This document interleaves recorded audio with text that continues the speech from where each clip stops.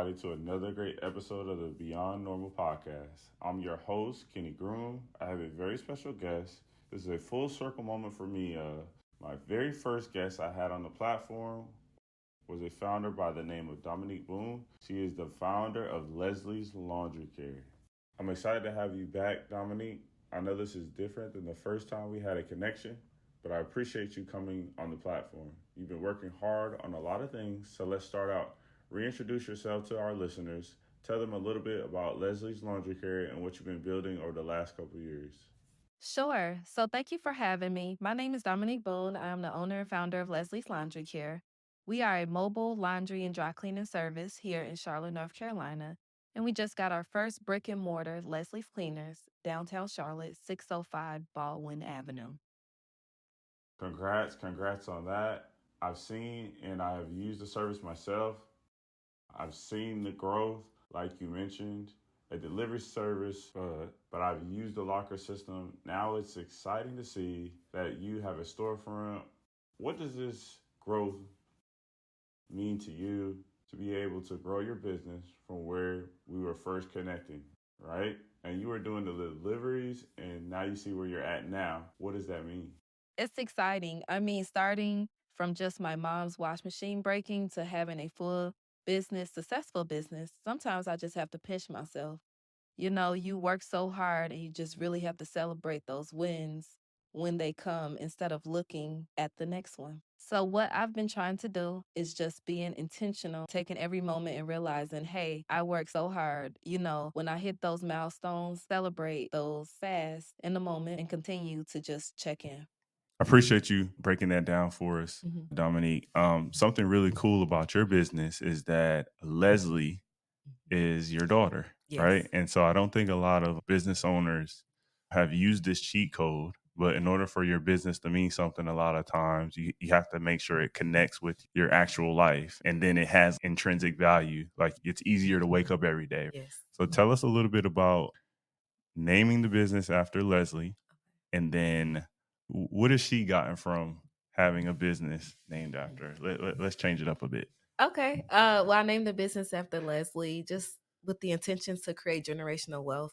A lot of times in our community, we don't set anything up for our kids. I just had to really just sit there and understand that I can be the one to change what has been done for generations. And so in my mind, Leslie had to be about 6 months old when I started Leslie's Laundry, and she just been with me ever since. And it's just good to see the growth. Like she could be talking to her friends, acting like she on a Zoom call with her employees, and I see that she really understands what I'm doing. She sees the growth. She sees me working hard. But this year, I actually took the opportunity to say, I want her to see the grind and the hustle, but I also want her to see the rewards and understand that part of entrepreneurship. We all gonna grind, we gonna make money hand over fist. But I also want her to see what it can create for our family to be better. Yeah, I love that. I have a 2-year old, as you know. Yes. Is it too early for me to start her doing things with my business? I want to get your opinion on that. I mean, I think it's never too early. Like I said, Leslie was 6 months. Kids, what they Hmm. see is what they do.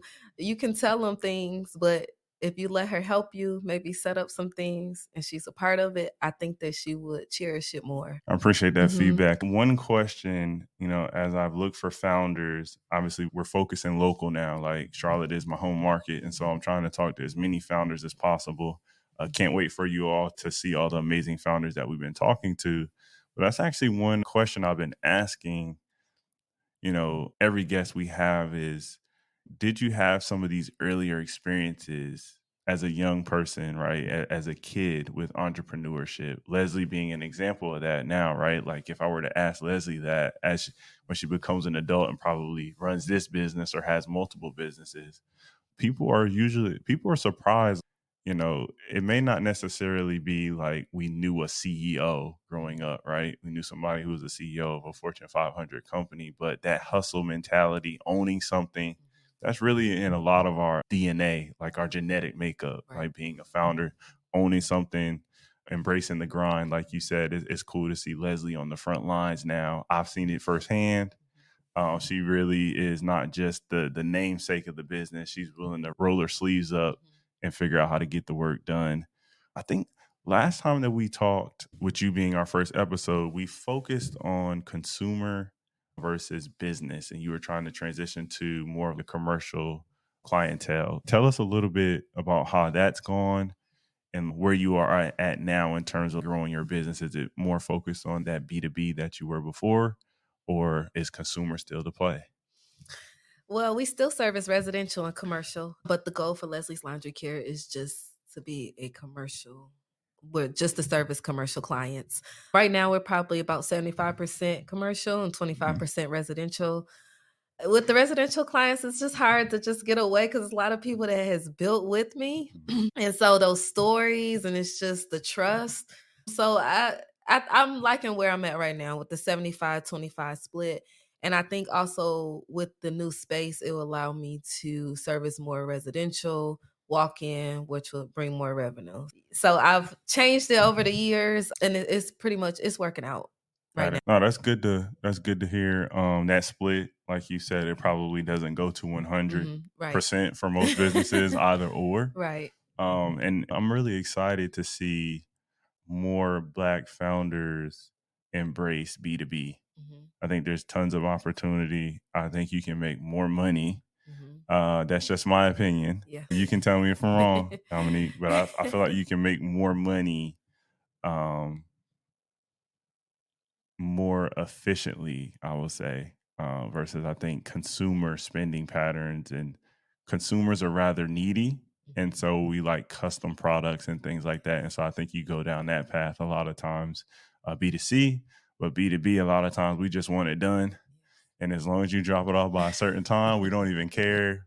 We don't even want to see you drop it off at times. Being a business owner myself, I definitely see the value in having other businesses that support me. And I just think there's tons of opportunity in that space. Yeah, absolutely. I mean, with the commercial clients, it's a clear understanding on when you're going to pick up the laundry, how many days a week. You don't have to deal with the residential, like, oh, I want starch, I want heavy starch. Hmm. I mean, I don't mind, but you don't want 300 people saying that to you, opposed to having an order of 300 pounds. So, Yep. more so, I get yes, it. it's more. I get it. You touched on the new brick and mortar space. Congrats on that. What does that do for your business? Does that solve a challenge, or does it just enable growth? Yes. So thank you so much. I really appreciate it. It establishes growth and it solved the problem that I had because when I launched the lockers, when COVID hit, I launched laundry lockers. I put them in Carolina Place Mall, North Lake Mall. I was able to process probably up to an additional 15 people laundry, residential laundry orders per day if the Wow. lockers were filled. And so one of the challenges that I ran into was where am I going to process the laundry? I don't have a space. Mm. And so I just really, for the past 2 years, just really been hustling, trying to figure out, okay, well, yes, you can put lockers in 10 different places. You could have 100 new customers, but you still need somewhere to process the laundry. So I really just had to nail in on my operations and just understand for laundry and also with dry cleaning, how it can be more beneficial and more efficient for myself and also the customer.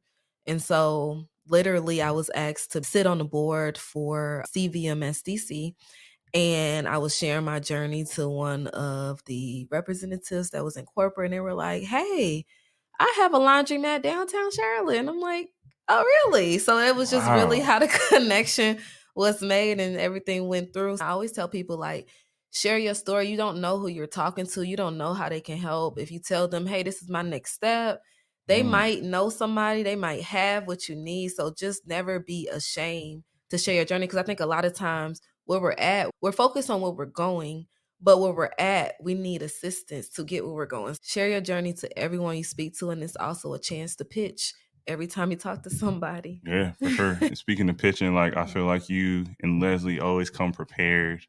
Like no matter where you're at, your company logo is present. Like you said, I'm pretty sure Leslie even has the elevator pitch down at this point. Like you both, if you're around somebody who's a potential investor in your business, you're willing to put that time in and just be ready. I'm curious for you've been really intentional about building community and networking. Specifically, I see the local stuff, right, in our conversation. So tell me a little bit about You just touched on it with the laundromat, but how have some of those local connections that you've made enabled you to grow your business?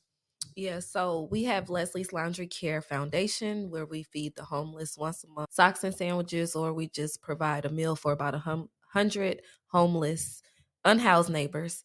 I think with the laundromat, we can do more with the community, and it's going to allow us to create senior programs, do life skills with teenagers, youth, even seniors, and just be able to grow within the community, feed the community, and just have access with health and also wellness. So we have a lot of big things coming. It's really going to be community focused because the Cherry neighborhood is one of the first Black neighborhoods in Charlotte that has Mm. something going on. And so we really just want to bring that back to the neighborhood. As we're working in the neighborhood, women are in their 60s. They're like, my mom used to bring me to this laundromat. And it's just the cultural aspect that I want to bring back to the Cherry neighborhood. And I'm ready to do Yeah, that's dope. it. We both have been in the you've been here your whole life. I've been in Charlotte, I feel like, for a pretty long time as well. Um, yeah, I think it's really important, like you said, certain neighborhoods need to keep that culture, keep that essence. Yes. We have a lot of people moving here Mhm. who are not from here. That takes me back to the meme I'm seeing online where people are saying, "Stop moving to my city." Charlotte is at one of those spaces at a real turning point now. I actually saw a stat where it was like Atlanta has probably 3 or 4x the amount of people that Charlotte has, but Charlotte has, in terms of the land that's readily available for folks, like 2 to 3x Atlanta. Wow. It makes sense. Atlanta's rather dense, and then Charlotte has this sprawling opportunity to build and develop. We're seeing it every single day. There's stuff going up. I think Charlotte is one of those cities that's going to be like a good proof of concept for how do we build this vibrant city while taking care of the people who are from there. And so I appreciate you, the foundation. I was able to go out there, meals, and just like the education piece. I think that excites me a lot for the youth, and then for maybe even for seniors that are in the area, because I definitely see there's a lot of opportunity. With that, I'm pretty sure I'll figure out how to bring my family out, and Yes. then Leslie can maybe give my little one some tips on business 101. Yep. When it comes to the giving back and the things that you're doing in the community in Charlotte, what does that do for your business?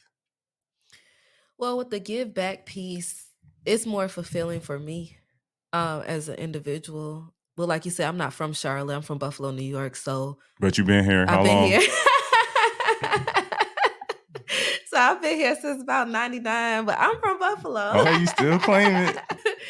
And we moved down here with literally just the clothes on our back, and we stayed in a homeless shelter for a couple of days and moved into a house, and now we all own homes, my parents, my brother, and also myself. So when I just think about the aspect and the resources that we had when we moved here, it was really only the crisis ministry.